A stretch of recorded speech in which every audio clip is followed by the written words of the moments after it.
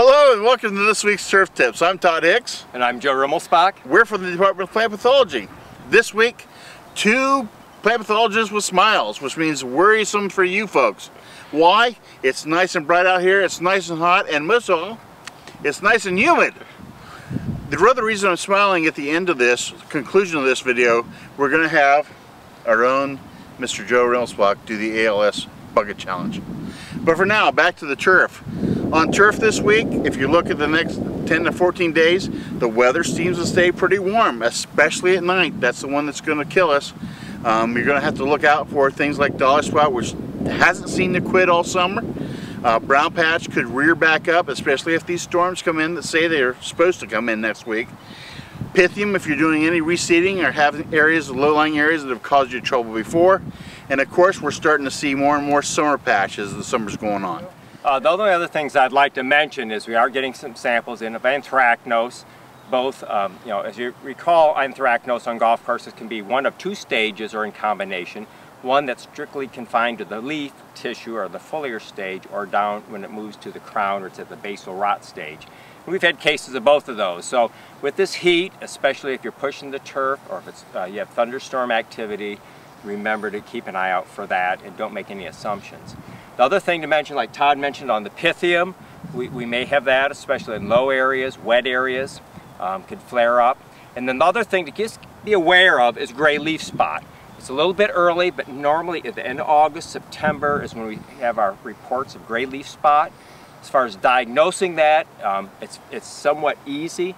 If it's only the ryegrass affected and the bents, the blues are unaffected, but the rye seems to be fading away, almost looks like drought damage, because it's a good possibility it's gray leaf spot. So I thought I had it in my lawn last night, so I brought the samples in of ryegrass. It's kind of a shady area, it only gets sun part of the day, it's wet. Had all these nice little flecks on it, thought, oh, this has to be the first report of gray leaf spot. And lo and behold, what was it? Just regular old bipolaris leaf spot. So if we can help you in any way in the lab, we'll have to look at your samples and do diagnostic work for you. But remember, this is not the time to let up. You probably have all these chemicals stored up from that you didn't use this summer, so now maybe you have good choices to make to really protect the turf and to finish the summer really strong. Keep clean going into fall, so you have healthy turf going into the fall season. Ready to get wet? No, but have a great week, and we'll see you later. Well, here's Smokin' Joe from Kokomo again, here at Ohio State University.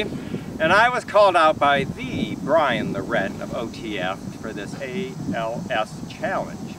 And before I go any further, forget everything I was going to say, I do want to have this in honor of a person that was afflicted by this. His name was Dr. Phil Kozel.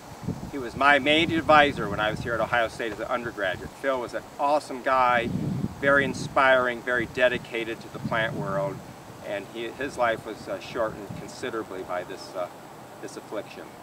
So, in honor of him, I want to do this, and I'm going to call out several people: Alex Denman, Andrew Munz, Jeff Smith, Rob Golombiowski, and any other graduates of Phil Kozel that go way back there at Ohio State. So, here it goes, I guess. Are you ready, Joe? I'm as ready as I'm going to be, I think. Because I am. Don't look, it makes it worse. Oh. That's refreshing.